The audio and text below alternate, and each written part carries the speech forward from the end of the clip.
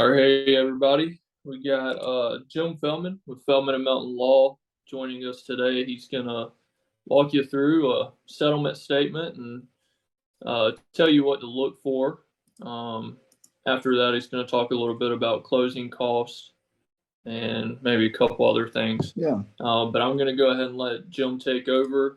Feel free to ask questions. That's why he's here. He is here to um, help us all, guide us all, and yeah, welcome, Jim Feldman. Hey guys, welcome. Thank you for having me this morning. I'm glad to be a part of this. Seth and I have tried to coordinate getting together a few times, and it hadn't happened. So I'm glad it's come to fruition today. So I've I will tell you that I've never done a Zoom meeting or presentation before, based on my age, I'm sure. But happy to be here, and I'm sure Seth will tell you if I'm doing something wrong. I don't see myself right now, Seth, and that's okay, right? Yep. Okay. All right, fantastic. So just to let you guys know, if you don't have it, you should have my cell phone number. It's 843-267-8779. Seth has it. I know a few of you have called me in the evenings and on the weekends. That is completely acceptable. I welcome that. I recognize that you guys as realtors, your phone is not turned off, and hence my phone is not turned off. So if you got questions over the weekend or on the evenings, that's what I'm here for. In speaking with Seth and Rich, I had heard that there are still, some questions that come up from time to time at closings, and I thought maybe we could walk through an ALTA statement, clear up anything, and definitely, if there's any questions throughout this, please do whatever it is y'all do on a Zoom meeting. Ping Seth or something, and I'm sure he'll turn to me with a question. The form that's in front of you is an ALTA form, okay? And so that is the settlement statement that you are going to see for most closings. On occasion, you may still see the old HUD statement, which has been kind of phased out with all the new lending and TRID laws. Now they work on this ALTA. The only difference, you may still see a HUD statement from time to time if it's just cash, okay? And the difference the only difference between the two is that on the old HUD statement, the buyers on the left and the sellers on the right. And with these ALTA statements, I can't explain why, but the federal government reversed it. And so now the sellers on the left and the buyers on the right. Aside from that, though, the forms are the same. They're going to look different, but it's the same as far as the numbers go. So this happens to be a closing statement. We just redacted the names and address, but this is from a closing that I actually just handled this morning. And so if you look at it, you can see on the right-hand side, these folks are buying the property for $445,000. And this is typically how I would take someone through the closing statement. And I will share with you that one of the things that I see at closings. So I want to bring this up to you folks so that you know that the importance of you knowing the information that's on the settlement statement and where it's located. One of the reasons why that's important is because, we send out these settlement statements, the day before closings so that people can see them, and you see them also. There's an excellent chance, though, that the person receiving it, our buyer or seller, they're going to call you. They've been talking to you more than they've been talking to me. And if they've got questions about the settlement statement, they may go to you first, and you're going to want to be able to answer those questions or point them in the right direction. The other thing is that I have had realtors over the years ask uninformed questions at closings. And honestly, it makes me a little uncomfortable because then I have to answer an obvious question at closing in front of the client. And I will share with you again, I can't even remember the most recent time it's happened, but it really does make the realtor look uninformed. And it's just not a good look. So if you folks have a better handle on the numbers and figures on the settlement statement, it's going to do well for you moving forward also. So for the buyer on the right hand side, buyers buying the property for 445, they get credit. So all the numbers for the buyer, if we're looking at the right side of the form, the buyer's getting charged everything in the left column, the 445 for the contract price. On the right, they're getting credits. They're getting a credit for the earnest money they put down, credit for their new loan, and then also a credit from the lender. The lender's going to give a credit here and there, depending on what they've quoted the buyer. And if they have to make their closing costs sink a little more in line with their estimate, there might be a credit coming from the lender. The next section are the prorations and adjustments. And this is a section that sometimes gets people confused. And I don't want it to be confusing. So the county property taxes, tax bills in South Carolina do not come out until the end of the year for the current calendar year. So it's kind of crazy because we don't know what our tax bills are going to be until the very end of the year. So we have to base a guesstimate or proration based on last year's tax bill. And so that's going to happen all the way up until when the tax bills come out October 1st, because once the tax bills come out October 1st, then we'll start collecting that money from the owner at the time of the closing, which typically is going to be the seller after October 1st. Prior to October 1st, every year we're going to do just like it's delineated here on the settlement statement, where the buyer is going to receive a credit from January 1 through the closing date for the property taxes based on last year's bill for the proration, because the seller has no way to pay the county the $23.62 that they owe for January through today. So they give that to the buyer so that when the buyer gets the tax bill after October 1st, they'll pay all of 2022.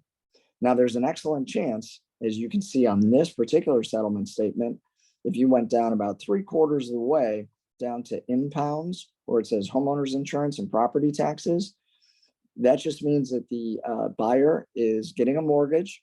They are escrowing, which means that insurance and taxes are going to be a part of their monthly payment. And so although the buyer is going to get the tax bill after October 1st, they're just going to get a copy because the original will go to their mortgage company because they're going to have to pay it. But again, the whole premise behind this proration is that the seller still has no way to pay the county what they owe for their portion of the year because the bills aren't even out yet. So that's how that tax gets prorated for the county charge. The next line is for HOA dues, and that number is going to change, obviously, depending on the property that we're talking about. And that proration could also change depending on whether or not the seller has paid for the current month in HOA dues. I will tell you my preference, if you are representing a seller, so you've got the listing, my recommendation is that if you're closing, if you get a contract, I would suggest that the seller not pay the mortgage payment or the HOA payment that could become due sometime between when you get the contract signed and the closing date, because that could interfere with getting a proper proration. Sometimes sellers will send checks for either mortgage payoffs or HOA payments a day or two before closing. The HOA doesn't get the money in time, the account's not credited properly, and then the seller has to wait to get refunded from the HOA. So that's just a comment, I suppose, by me, that if you are representing a seller, I would tell them if you've got mortgage payment or HOA payment coming within the next, 30 days or prior to closing, I'd hold off on paying that because those are going to be taken care of at closing. So looking at this HOA proration, that tells me that the seller has already paid for August HOAs because the buyer back on the right-hand side is being charged $188.76 for the HOA dues that the seller has already paid from today to the end of the month. So that is going to be a charge to the buyer and a credit back to the seller. Okay. The next, still staying with the buyer, the next set of numbers are all bank fees. Okay. Processing, underwriting, credit report, flood certification. We see those on every closing. And prepaid interest.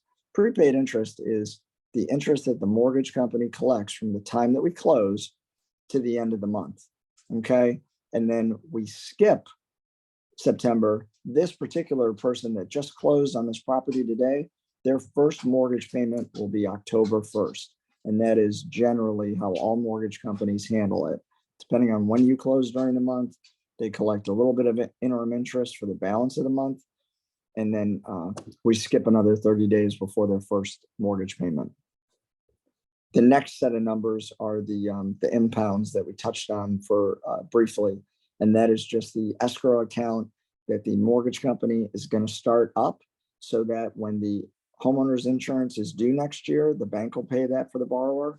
And when the property taxes are due at the end of the year, they'll pay that for the borrower too. The bank will. You can see though, the difference in how much is escrowed. Those property taxes, they're escrowing 11 months, almost a full year. And that's because the property tax bills are about to come out because they're going to be issued October 1st. And that's why they're escrowing so much in advance. Okay. Jim, could I ask you a question? Absolutely. You mentioned about not paying a mortgage payment within like the last 30 days. Now, what if the closing goes past that? Aren't we risking the buyer from getting a hit on their credit report for being late on a payment? Yeah, the seller. Or I'm sorry, the seller. Yeah, that's okay. Yes, absolutely, Roy. So for each particular instance, if there's any risk of it going past 30 days, then certainly go ahead and pay it. But but you may or may not be surprised. I mean, I've definitely had closings where there weren't any extraneous issues and all systems were go, and then we get to the closing table, and I've definitely had sellers that will tell me, just yesterday, they sent a check to the HOA or day of closing is when their account is going to be automatically drafted for their mortgage payment, and they hadn't canceled that yet. So, but I mean, worst case, they'll get it back eventually. I think that's better than a hit to your credit. You're absolutely right, Roy. But you'd be surprised how many sellers at the closing table want the closing attorney to request a new payoff, so that although you and I are on the same page that they are going to get that money back, sometimes they don't want to wait to get that money back. Okay, thank you. Yep. The next thing that I'll touch on really briefly is this line that's called an aggregate adjustment. I've been doing this an awfully long time, and that's been explained to me in different ways. It is an accounting formula that the mortgage company uses based on how much they can or cannot have in the escrow account. So that's just an internal auditing figure for the bank. Quite frankly, it's always a credit to the buyer. And so the buyer usually says thanks, and we don't have to spend too much time on it. Next thing is just a recording for the buyer, $25 to the county. And then we'll go to the next page. This next box, for lack of a better term, are all the fees that run through my office in one form or another. And you're going to see this on every buyer's closing. The only difference being the third item where it says lender's title policy. So obviously if it's cash, there won't be a lender's title policy. There'll only be an owner's title policy. But you're going to see these charges, frankly, with probably any firm that you use. They're going to have a closing protection letter to the title insurance company. I think most companies are going to have a FedEx fee for the bank package. The title insurance, the nice thing to know about title insurance, a couple of nice things. One is that you only have to get it when you first buy the property. And the other thing is that it is the same rate across the state of South Carolina. So no matter who you go to, that's going to be a uniform rate for title insurance. It's about $3 per thousand.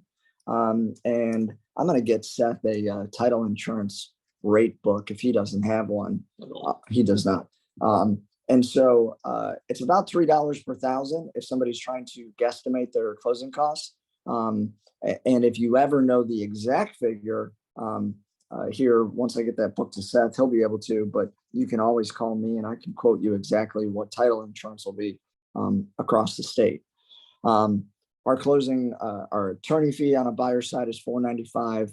You're going to see a title commitment or title binder fee from every lawyer you use, probably ranging from $125 to $150. And then just about every attorney, I don't think that Bellamy still does. I'm not sure, but just about every attorney contracts out their title work.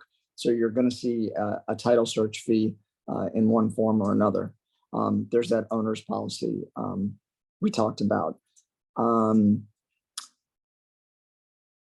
The only other thing that I'll say about this is the lender's policy and the owner's policy.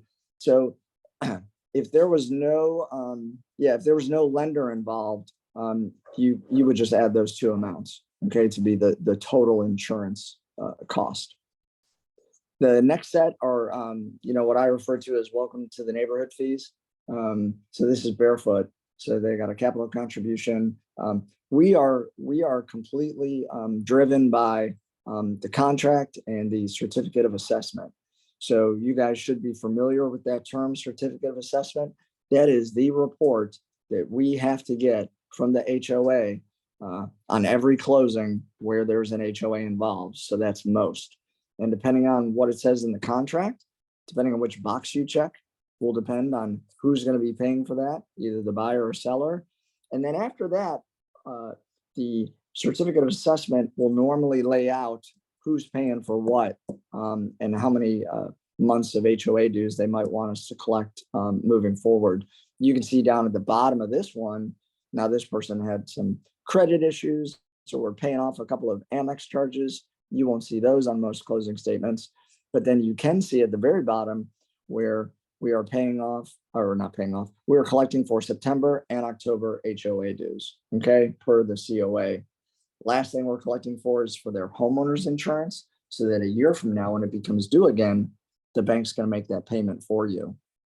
So at the bottom right is where we do the math, and it tells us what we're going to need from the buyer to close, $242,691.79.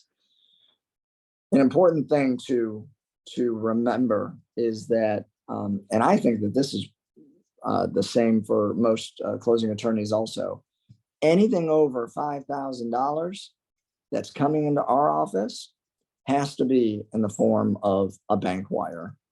It does say that on our information sheet that goes out on our DocuSign sheets to new clients, but oftentimes, I say often, just yesterday it did happen. Somebody came down from New York, like me, a Yankee like me. He came down to buy something and he did not set up anything to wire funds.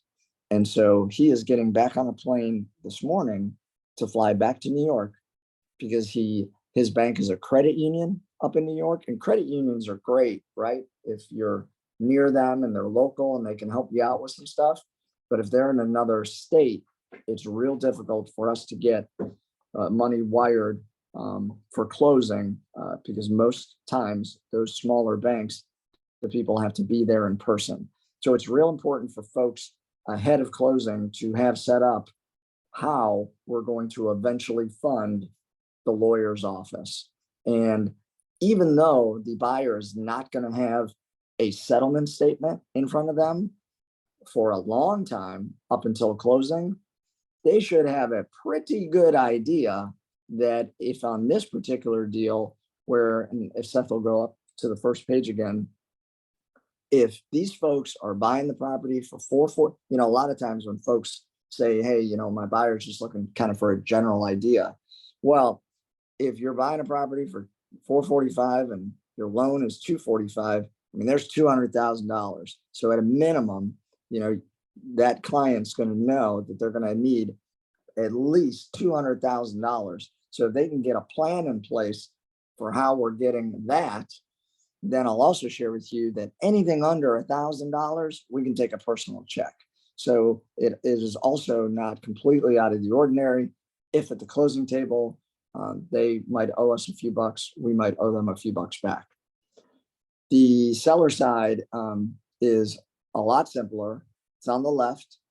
At the top again, sellers getting 445 for the property. Down below are those two prorations. Can you see the messages or not? I cannot. All right. Before you move on, Yep. sorry. Yep. Lucy sent a direct message and said, can you ask him to explain the difference between the standard and the enhanced title insurance policy? Sure. So sorry, I didn't want to interrupt you. Thanks. no, and that's great, Lucy, for sure. If you guys have questions. So for the most part, we are going to offer enhanced title insurance. The rate book that I'm going to give Seth, it'll show the difference. It is not in front of me, Lucy, but I think it's. I almost want to say that it's a nominal difference, but I will get you the exact translation in those two figures. But I'll share with you what the difference is.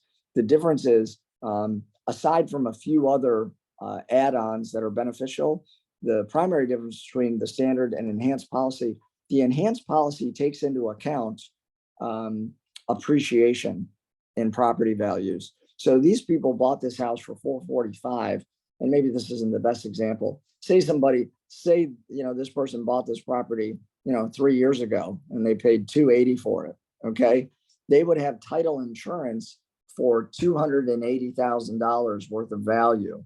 Okay, it's up to the value of the home for what they paid for it.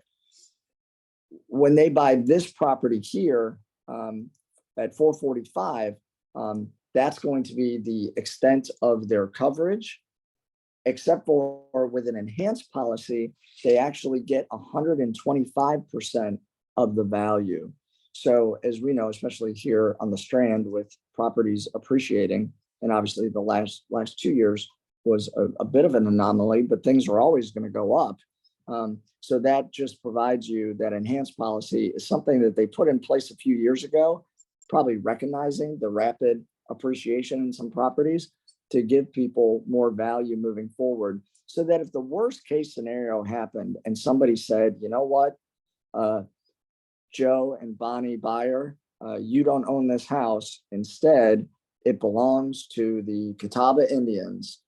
The title insurance company, if they couldn't settle it, the limit of the value of insurance that these folks would have would be $445,000, except for the fact that they do have an enhanced policy. So if the property was worth more than that, they would be compensated as such. All right, and I'm happy to talk more about that anytime, Lucy. So here you can see those two prorations that we touched on the right. They're here on the left. But here, the county property taxes are now a charge to the seller, so it's a debit, and it's a credit to the seller for the $188.76 because they already paid those HOA dues. Okay, $10 for e-recording a deed.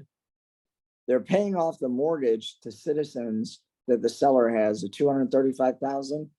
Sellers should know that when we get payoffs, two things. One is the payoff is always going to be about a payment higher than what the seller is seeing on their monthly mortgage statement.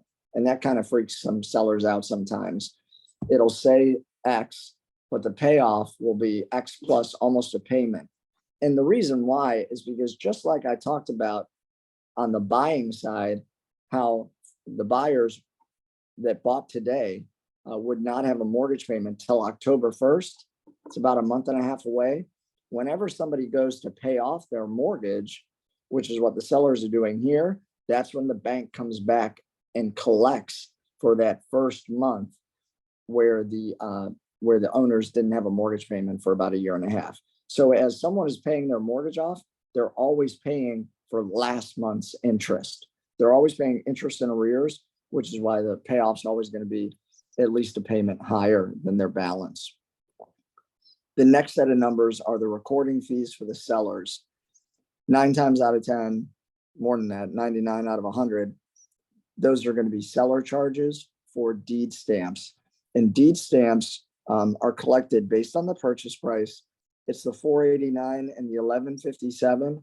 Deed stamps are 0.0037 multiplied by the sales price. 0.0037 times the sales price. Seller pays for that. We got realtor commissions are the most important part of this whole settlement statement. I don't know why it's on the second page. It should be the very first line. Commissions, and it looks like, and again, as I mentioned, the certificate of assessments are going to be different on each particular person. You can see here where this seller, for whatever reason, still owed $19.43 to the HOA. Might have been something caught in the mail or what have you. We're cleaning that up and collecting for that for the HOA. The seller's attorney is charging a courier fee. We charge FedEx for the payoff and the proceeds. There's that HOA certificate of assessment that per this contract, the seller has to pay for that. We've collected for that, collected the transfer fee to the property management folks. And then if you've had closings in Barefoot, you're familiar with the fact that they do charge a 1% marketing fee. It's a thanks for leaving fee that typically is a seller charge, but I have seen contracts where it's negotiated to be a buyer cost. And then the last thing that we're collecting for on behalf of the seller's attorney is their fee. So that the bottom line, same thing on this one, we do the math, the very bottom line on the left-hand side, that 178, 993.97, that's what's going to be going back to the seller. Okay. The other thing that I wanted to mention, because I touched on the buyer and wiring, the one thing that I wanted to mention on sellers, if you do have a seller, if you have a listing, one of the things that could assist the closing process is if the seller has a copy of their existing owner's title insurance policy. If they have that, and if it's within 10 years, we can just update from that search, and we don't have to do some expansive, massive search. The reality is, after 27 years, we've worked on most of the developments in town. And so title work is usually not too problematic, but if you're looking to get something a little quicker, that would probably be a good bet. The other thing that I'll mention, just personally right now, there's no questions that things have ticked down a little bit. A lot of that has to do with the mortgage rates and so forth. So for us, we're very comfortable right now, doing things, getting buyers in and out within 4 weeks. If you've got something that needs to be done a little quicker than that, right now is not a horrible time to ask me about it, because we feel like we have more time to work on some other things right now.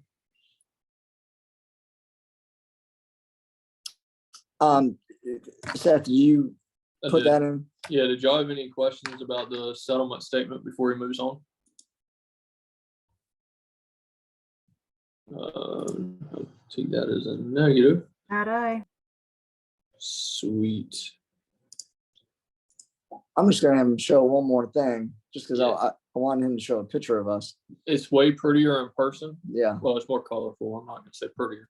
thank It's you. colorful. Thank you. I'm just kidding. Well, the left side is. Right. But on Oh. but on the second page, so I mean, if you guys don't know, I mean, we have offices in Myrtle Beach and Conway, and we really, for the unless there's a hitch, day of closing or trouble getting a closing package or anything, I think that the experience that most people have is that we are very open to having the closing in Myrtle Beach or Conway, depending on what's easier for you guys, what's easier for the clients.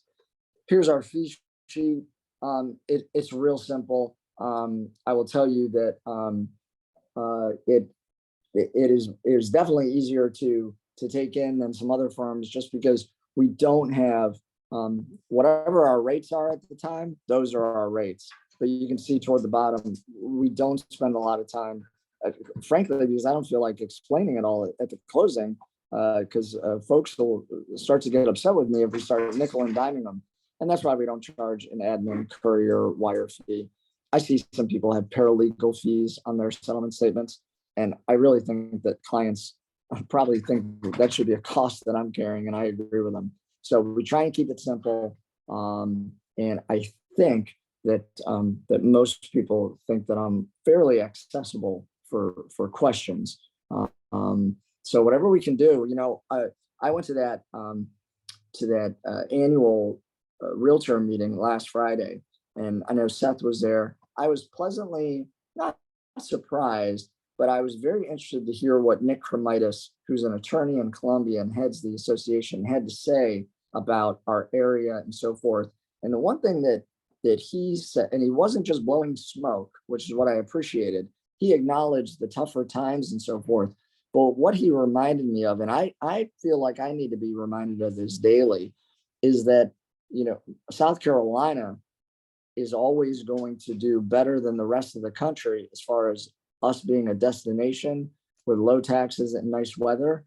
And then within South Carolina, us on the coast, especially on the northern part of the coast where it's more reasonable cost-wise, we're always going to have outperform the other areas of the state as well. So we're in a good spot in that sense, even with this kind of erratic times nationwide. So I thought that was not, I wanted to pass that along because that made me feel good about, hey, what's next?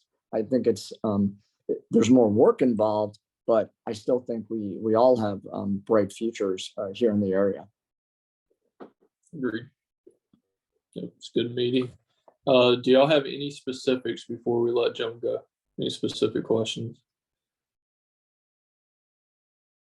All right, if you want to send an offer, or not an offer, a contract into Feldman and Melton Law, you can go to our Google Docs preferred partners sheet and have both his and Ashley's email addresses. Send it to both of them whenever you send in a contract.